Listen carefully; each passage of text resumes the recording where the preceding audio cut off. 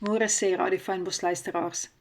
Jakobus 4 vers 3 sê, ons bid en ons ontvang nie, omdat ons verkeerd bid, om dit in ons welliste deur te bring.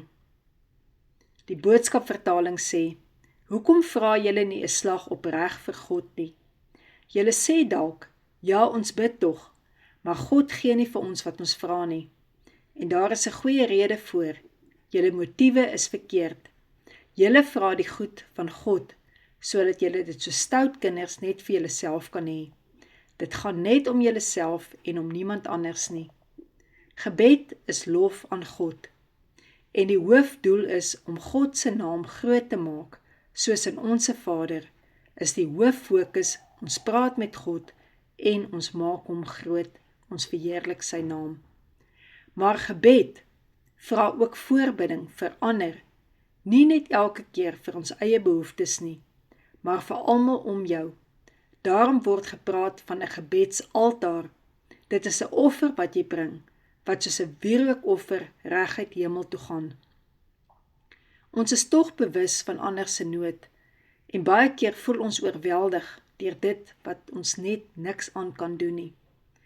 Jy kan ander se nood na die beste plek in die heelal toe neem, na God toe. Gebed is om ander se nood op jou skouers te tel en dit tot voor God se troon te dra en dit daar neer te sit. Te glo saam met ander as hulle dalk nie meer kan glo nie. Dan skuif die klem weg van ons eie ek af na God se grootheid en begin ons ook ander se nood, se pyn, se behoeftes, se probleme raak sien. En dan bespreek jy dit met God.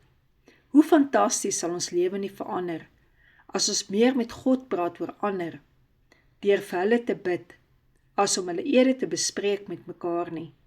So asof ons dink ons kan soms God speel in oordeele oor ander mense se lewens waar ons dit met mekaar bespreek.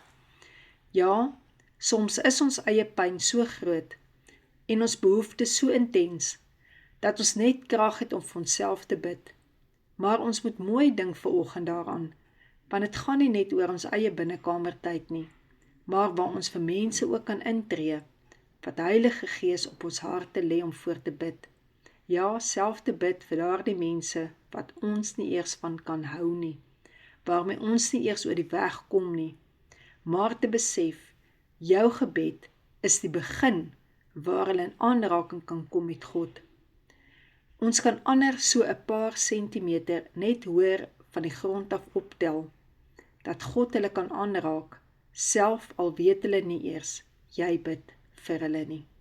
So kom ons gaan vanoggend en ons gee die Heilige Gees kans om nou en ook deur die dag mense op ons hart te lê, waarvoor ons bid.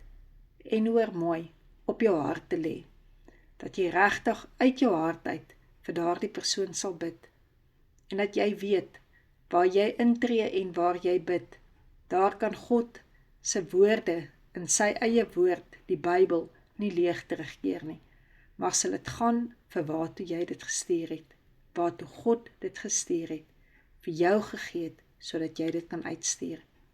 So wil ek vanoggend vir jou die boodskap uitstuur van die bloed van Jesus Christus, dat daarin vergifnis is. As jy nie vir ander kan bid nie, dat jy jou hart kan ondersoek vanoggend en dink daaraan, moet jy nie dalk vergewe nie, moet jy nie dalk vryspreek nie. Dat jy ook vanoggend kan kom by daardie plek om te weet, deur die wonde van Jesus sal jou wonde genees word. Nie net jou siektes nie, maar ook daardie wonde wat binnekant in jouself is, daardie innerlike wonde wat van jou genesende mens sal maak, wat ander mense sal raak sien, om ook vir hulle te kan intree. Amen.